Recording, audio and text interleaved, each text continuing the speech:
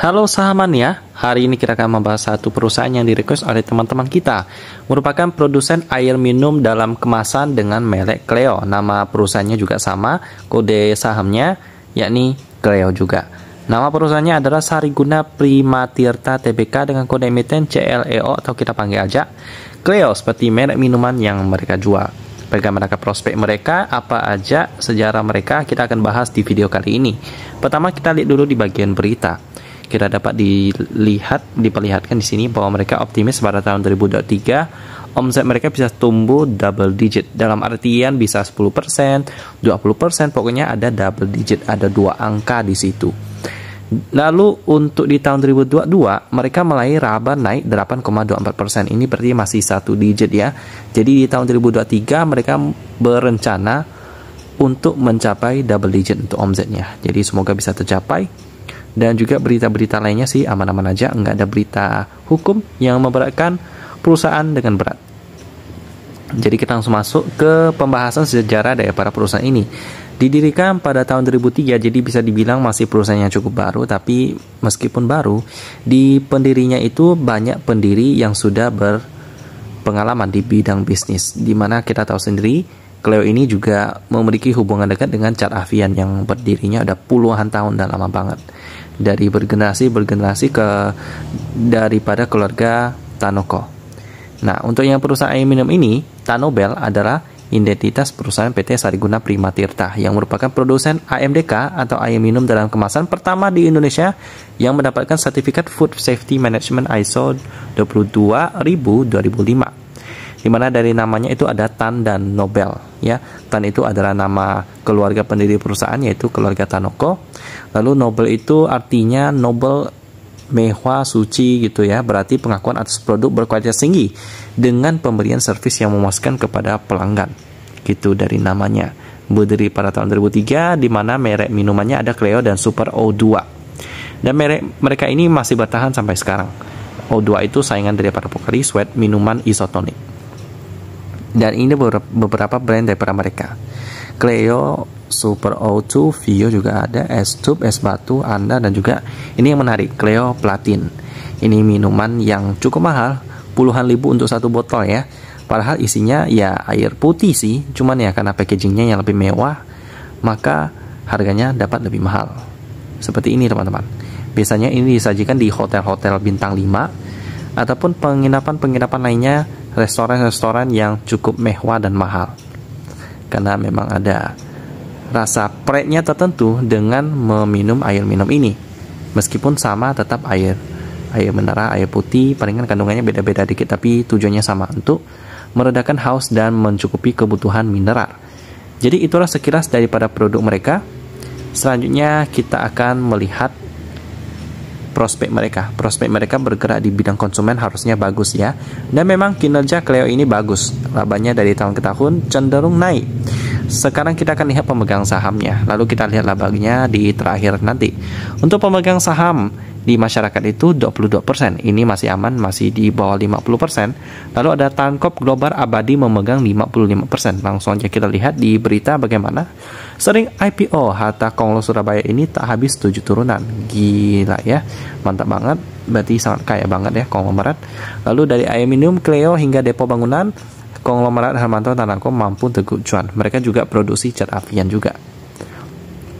Jadi berita-beritanya sih oke-oke aja, nggak ada berita hukum yang memberatkan perusahaan.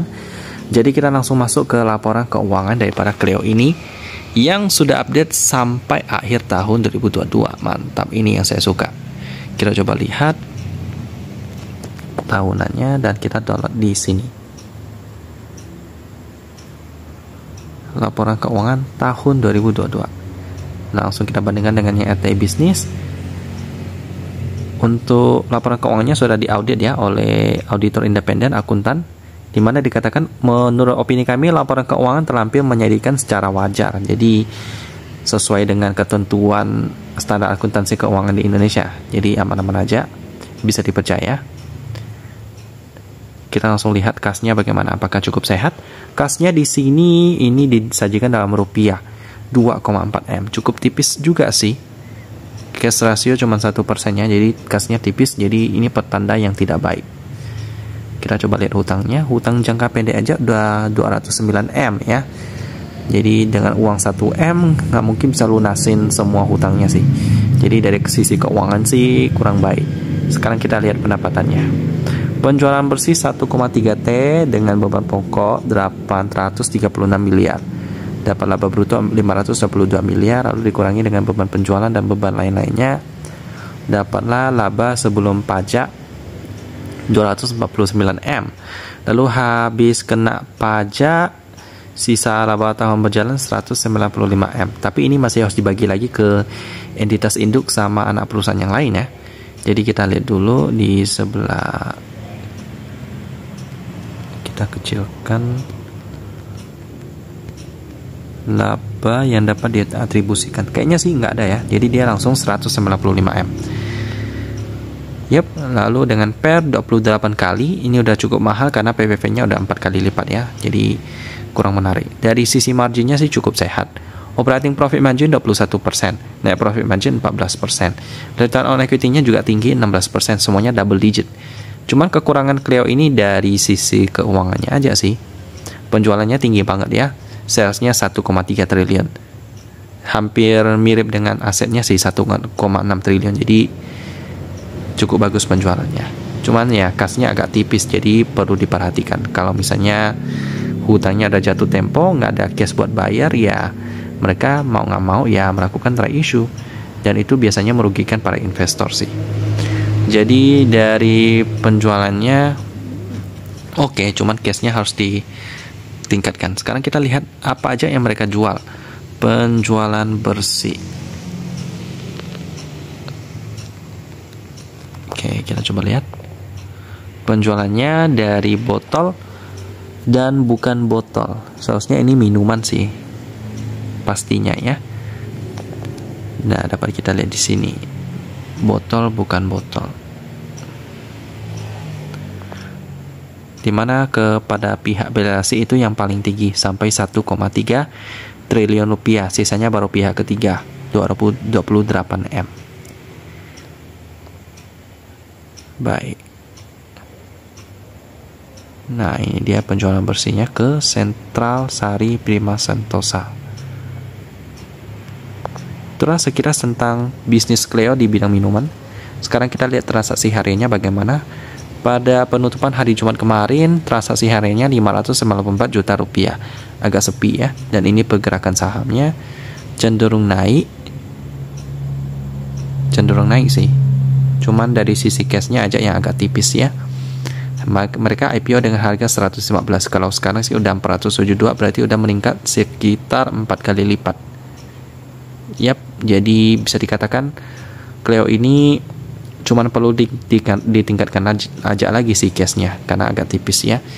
Tapi untuk sekarang sih masih belum menarik. Kalau ditanya apakah ada referensi yang bergerak di bidang produsen minuman, di dalam watchlist saya sih minuman ya.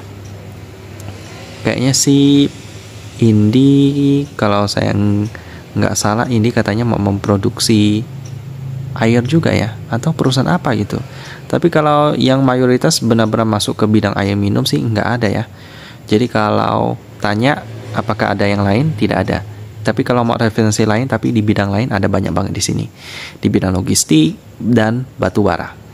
Jadi kita aja untuk pembahasan tentang Cleo, perusahaan air minum dalam kemasan dari keluarga Tanoko yang memiliki cash yang agak tipis sih.